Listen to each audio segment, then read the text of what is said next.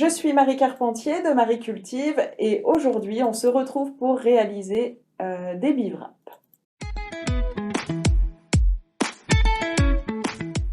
J'ai donc apporté quelques bivraps pour vous montrer. Donc ici c'est un bivrap qui est fait dans un vieux drap. Donc enduit de cire d'abeille, ceux-là ont quelques mois, voire presque même 1 an, je dirais. Et donc ça vieillit très bien, ça se nettoie assez facilement avec de l'eau froide, une éponge et du vinaigre. Le bivrap est utilisé de plus en plus pour remplacer les papiers sulfurisés, les papiers aluminium et le papier étirable en plastique. Pour plusieurs raisons. La première raison est une raison économique, ça coûte forcément moins cher d'utiliser des matières réutilisables plutôt que d'utiliser du jetable. Et la seconde est pour une raison écologique, vous allez utiliser des matières qui sont réutilisables, plus respectueuses de l'environnement et donc forcément produisant moins de déchets.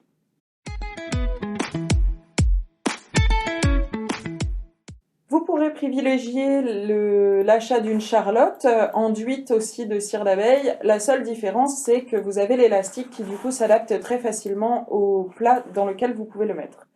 Là, c'est beaucoup plus facile à utiliser et à fabriquer, c'est que du coup, il n'y a pas besoin de machine à coudre, c'est quelque chose de très simple à faire.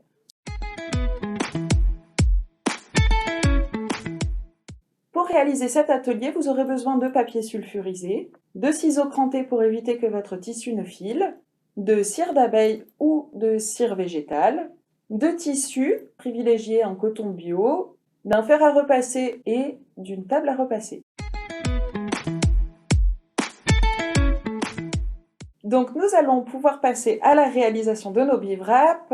Pour cela, j'ai mis en place la table à repasser, le fer est à chauffer.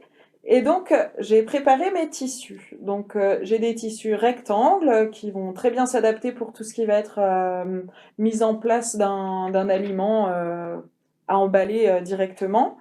Et on va pouvoir préparer aussi, voyez, on va pouvoir préparer aussi des ronds pour pouvoir recouvrir des plats. Donc pour la réalisation de votre bivrap en forme de cercle, vous allez avoir besoin de votre ciseau cranté pour pas que ça ne file, d'un crayon et aussi d'un récipient circulaire.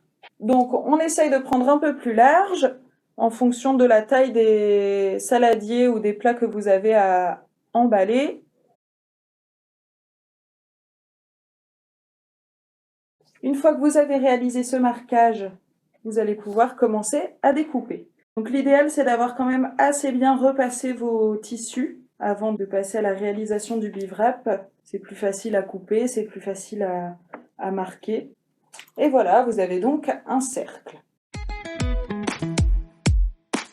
Donc pour l'étape suivante, il va vous falloir découper 2 feuilles de papier sulfurisé. Donc moi j'aime bien les découper un peu grandes pour que ce soit assez large. J'en mets une en dessous, je vais mettre mon tissu.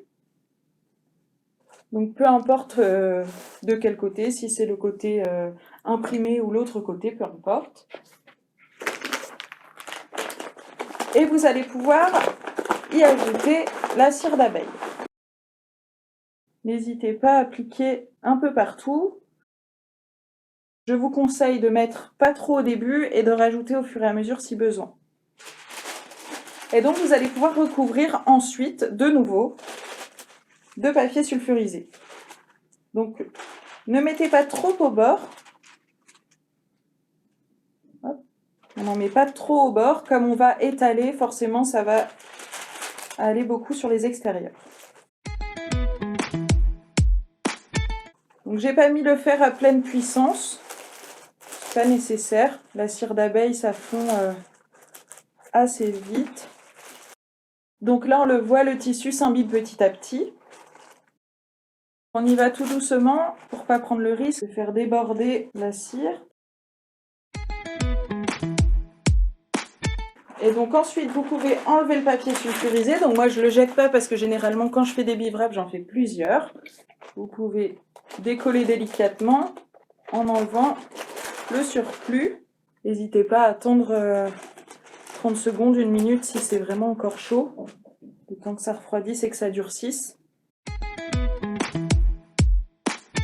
Alors voilà notre bivrap qui est terminé. Donc vous voyez, il a un peu changé de couleur. C'est normal, c'est dû à la couleur de la cire d'abeille. Si vous utilisez de la cire blanche, ben forcément, ça bouge moins. Pour l'usage, donc il suffit de l'installer et de, à ce moment-là, bien plier en frottant. Donc il faut que vos mains soient quand même assez chaudes. Si vous faites ça en sortant du frigo, ça ne va pas prendre. Et donc du coup, vous voyez, hop. Donc pour ça, si ça s'étale pas bien, c'est peut-être aussi parce qu'il n'y a pas suffisamment de cire d'abeille. Il faut qu'elle soit quand même bien imbibée. En termes de durée de vie, les bivraps, moi j'en ai depuis 1 an. Alors ils commencent à être un peu fatigués. Peut-être remettre un peu de cire d'abeille. Tant qu'ils ne sont pas cassés, vous pouvez les réutiliser sans problème.